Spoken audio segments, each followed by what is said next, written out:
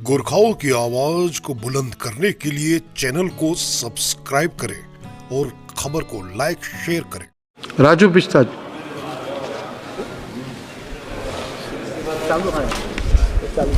धन्यवाद अध्यक्ष जी, आपने बजट 2024-25 के अवसर पे मुझे बोलने का समय दिया।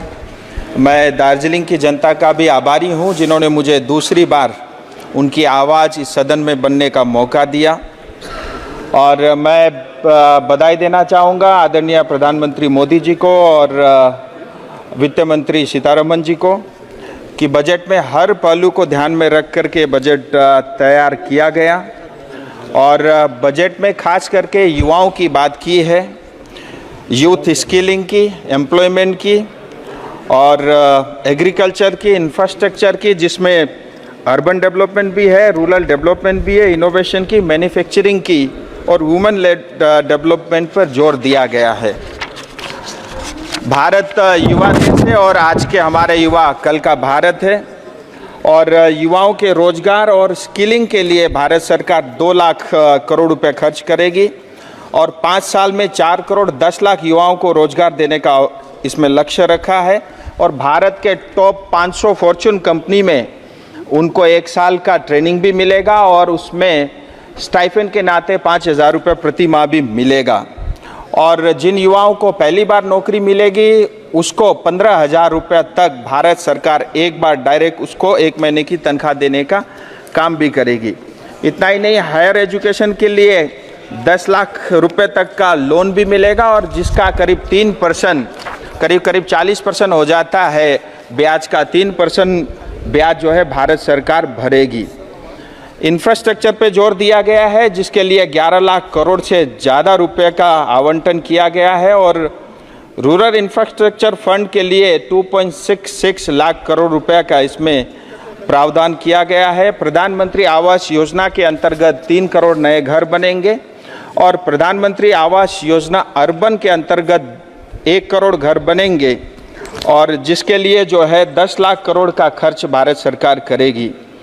पीएम जनमन योजना के तहत 24,104 करोड़ रुपए का जनजाति विकास के लिए खर्च रखा गया है। और मैं बधाई देना चाहूँगा प्रधानमंत्री जी को, पहली बार चाय बागान की बात इस बजट में पेश हुई है और नॉर्थ बंगाल और आसाम के चाय बागान में काम करने वाले श्रमिक जिसमें ज़्यादातर महिलाएं रहती, उनकी बच्चों की एडुकेशन और उनकी जो है देखरेख के लिए 1,000 करोड़ रुपए का जो है आवंटन बजट में हुआ है। मैं नॉर्थ बंगाल और आसाम की जनता की ओर से प्रधानमंत्री जी को बधाई देना चाहूँगा। सर, मैं बात अभी बंगाल की करता हूँ। आज़ादी के समय बंगाल बेस्ट बंगाल था जिसको आज टीएमसी ने सबसे वर्स्ट बंगाल बनाया है।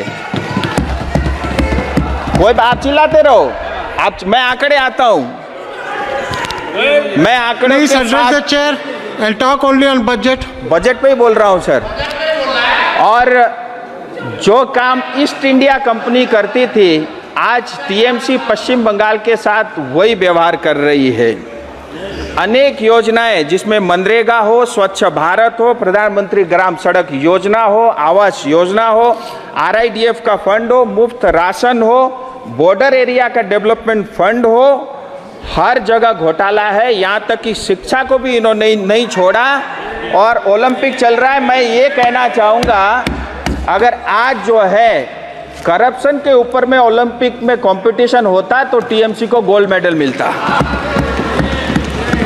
और ईज ऑफ डूइंग की हम बात करते हैं लेकिन ईज ऑफ डूइंग करप्शन में टीएमसी नंबर 1 है।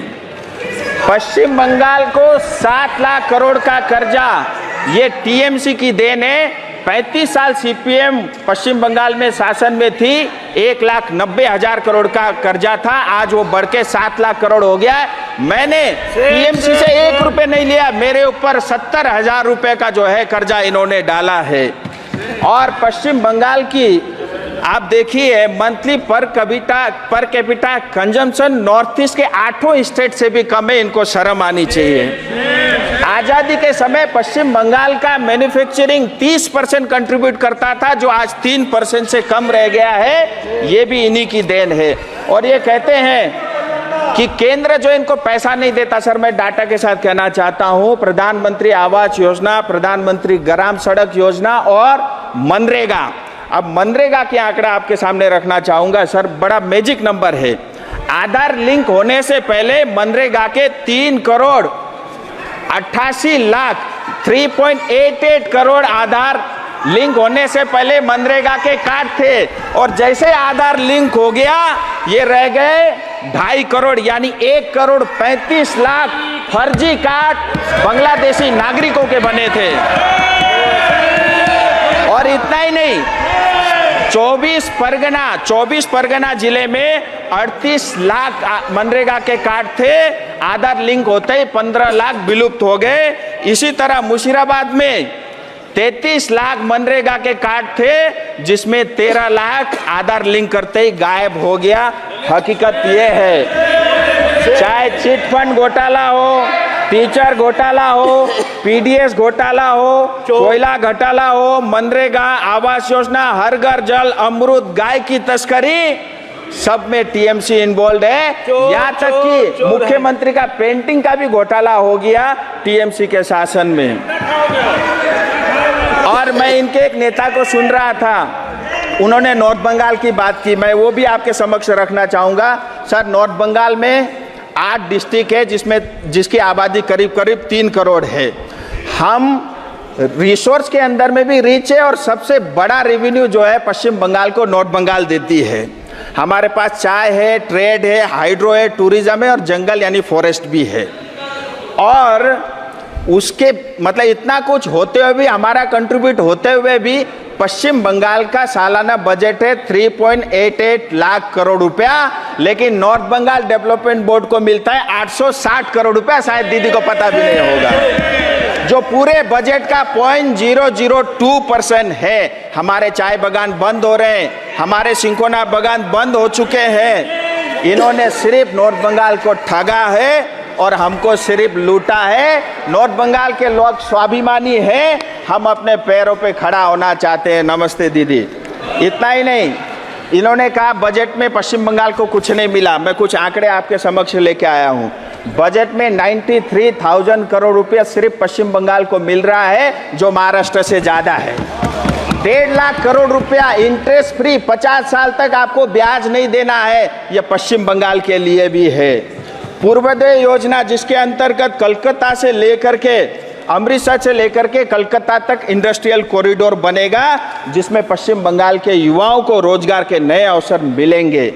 अर्बन हाउसिंग 1 करोड़ बनेगा, जिसमें कलकत्ता, दुर्गापुर, आसनसोल, सिलीगुड़ी जैसे शहरों को इसका लाभ मिलेगा। 2 करोड़ आवास योजना बनेगी। इतना ही नहीं, रेलवे के लिए रेलवे की तरफ से 14,000 करोड़ रुपया आवंटन हुआ है, और ऑलरेडी 60,000 करोड़ के रेलवे के काम पश्चिम बंगाल में चल रहे हैं। 100 नए अमृत स्टेशन बनेंगे, जिसमें सिलीगुड़ी और जलपाईगुड़ी भी है। अब मैं तिस्ता फ्लड की बात करता हूं। इनके एक नेता ने कहा था तिस्ता फ्लड में सिक्किम को पैसा मिला, पश्चिम बंगाल को कुछ नहीं मिला। हकीकत यह है, जैसे ही फ्लड हुआ अक्टूबर 2023 को, सिक्किम ने इसको डिजास्टर घोषित किया, और एसडीआरएफ एनडीआरएफ का 10% पैसा जो है वहाँ की जनता को मिला, और पश्चिम बंगाल ने डिजास्टर घोषित नहीं किया। हमारी जनता को कुछ नहीं मिला। इस बजट में मैं वित्त मंत्री जी को बधाई देना चाहूँगा। 11,500 करोड़ का जो है आवंटन किया है, जिसमें बंगाल को 1,200 करोड़ रुपए मिलेगा।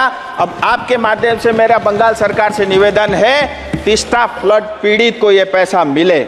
सर मैं अपनी कुछ क्षेत्र के 2-3 बातें आपके समक्ष रखूंगा। दार्जिलिंग हिल तराई डूवर्स लंबे समय से एक स्थायी राजनीतिक समाधान की मांग करती आई है। इसी कारण अतीत में कई आंदोलन हुए। 86-88 में जो आंदोलन हुआ, उसके माध्यम से दार्जिलिंग गोरखा हिल काउंसिल बना। 2007 से 11 में गोरखालैंड टेरिटोरियल एडमिनिस्ट्रेशन बना। जो सेमी ऑटोनोमस बॉडी थी, उसको पश्चिम बंगाल ने चलने नहीं दिया। और हमारे क्षेत्र में आए दिन बहुत तेजी के साथ डेमोग्राफी चेंज हो रही है। हमारा बहुत ही सेंसिटिव इलाका है, जिसमें बांग्लादेश, नेपाल, भूटान और बगल में चाइना भी लगता है। और वोट बैंक के कारण बांग्लादेशी और रोहिंग्या आए दिन चाय बागान में अपना घर बना रहे हैं। मैं आपके माध्यम से भारत सरकार से निवेदन करता हूं, हमारे मूल निवासी गोरखा, आदिवासी, कोच, मेचे, राभा, टोटो, राजवंशी, बंगाली भाषी, हिंदी भाषी समुदाय आज खतरे में है। इसलिए इस क्षेत्र का स्थायी समाधान और वो भी भारत के संविधान के अंतर्गत हो, जिसमें टीएमसी का कोई हस्तक्षेप उसमें ना हो। इतना ही नहीं, गोरखा समुदाय में 11 जनजातियां जो आज़ादी के समय 51 के सेंसस तक जो है ऑलरेडी ये हिल ट्राइब के नाते जाने जाती थी, जिसमें भुजेल, गुरुंग, मगर, नेवार, जोगी, खस, राई, सुनवार, थामी, याखा यानी देवान और धीमाल, ये 31, 41, 51 के सेंसस में भी ये जनजाति थे। मैं सरकार से निवेदन Conclude करता the हूँ speech. सर, बस 2 मिनट, इनको नहीं, जनजाति का दर्ज जल्दी मिले। सर, इसका एक बड़ा कारण भी है। More than 10 भारत और minutes you have नेपाल एक spoken. मित्र देश है। 1950 इंडो नेपाल फ्रेंडशिप ट्रीटी का जो धारा 7 है, जिसके लिए उस धारा के अंतर्गत जो भी भारतीय गोरखा है उसको नेपाली कहा जाता है, नेपाल के सिटीजन कहा जाता है। इससे हमको बहुत पीड़ा है, तकलीफ है। आए दिन हमारे जवान भारत माँ की सेवा करते हुए सरहद में बलिदान होते हैं। Thank you. और मैं आपके माध्यम से चाहता हूँ Thank ये you. जनजाति का श्री दर्ज, बस सर, उज्ज्वल 2 मिनट खत्म। उज्ज्वल जनजाति रमन का दर्ज सिंह। जल्द से जल्द मिले। तीसरा बाढ़ महोदय, पीड़ित को उनका धन्यवाद। अधिकार मिले। आपने